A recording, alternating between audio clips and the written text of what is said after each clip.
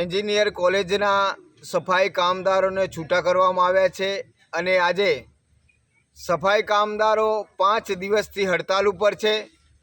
તંત્ર કોઈ ધ્યાન દોરતું નથી.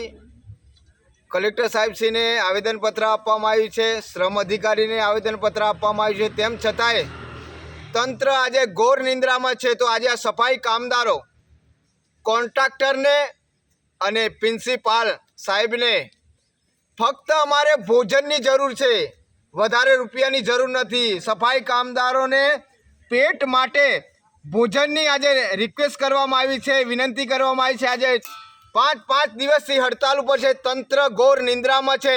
સફાઈ કામદારો ઉપર દિવસે ને દિવસે અત્યાચાર અન્યાય વધી રહ્યો છે અને કોન્ટ્રાક્ટર અને અધિકારીઓ એન્જિનિયરના મિલીભગત થઈને કરોડોનું કૌભાંડ કરી રહ્યા છે. આ સફાઈ કામદારોના પૈસે જલસા કરી રહ્યા છે.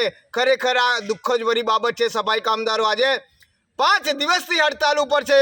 ફક્ત પ્રિન્સિપાલ સાહેબશ્રીને અને કોન્ટ્રાક્ટરને સફાઈ કામદારો ભોજન માગે છે. આજે